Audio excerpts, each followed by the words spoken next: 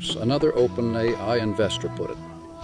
But the only practical way generative AI models can exist is if they can be trained on an almost unimaginably massive amount of content, much of which will be subject to copyright.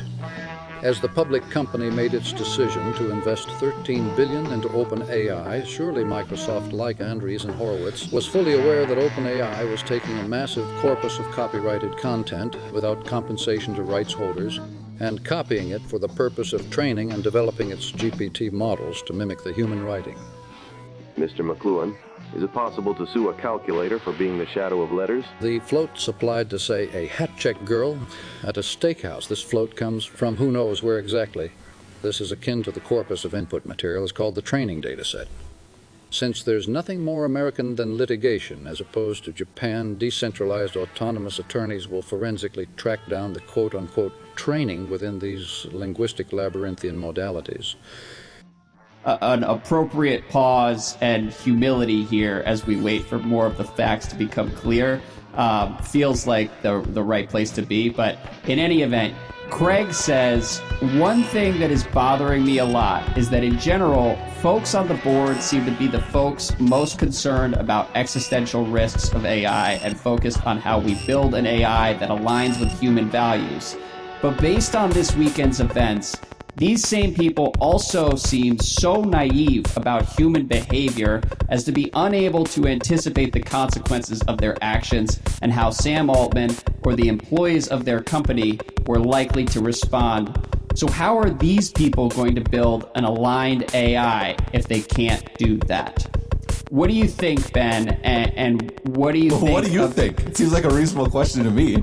Yeah, I mean, look, that was my takeaway, okay? And to be honest with you, I come away from all of this with less trust in Sam Altman and his lieutenants and less trust in the people who forced him out of the company, albeit we don't have all the facts. But most importantly, I have less faith in the notion that a group of super intelligent private actors who are all way too online are going to be able to properly balance the upside and risks that come with what's allegedly the most powerful technology the world has ever seen. Like, if anything, I would prefer to have some of the control be more widely dispersed. I'm not saying vest all the power with the government, but vesting all the power with a group of like 12 people at OpenAI also seems unwise to me, particularly after the last couple of days. I 100% agree. And number two, this is a failure case we have seen repeatedly in sort of human history.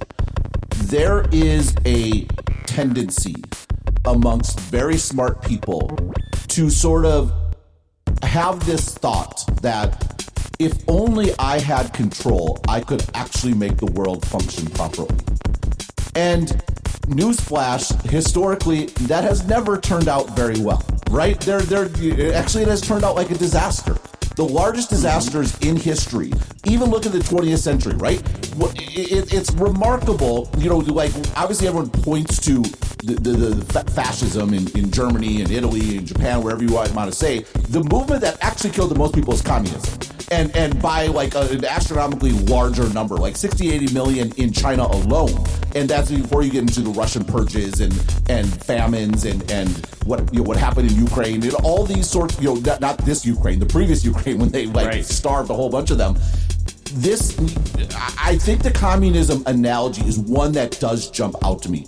This sense that if only we set up society in the right way, that it is going to be this sort of utopia that emerges. And this idea that we need more top-down control and allocation of resources to achieve the ends that we want to achieve.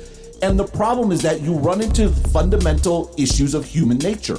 You run into the question of incentives. What motivates people? What do people do? You run into the issue that there's so much in the world that's not knowable, right? Like the beauty of markets and the beauty of money is that money is an abstraction.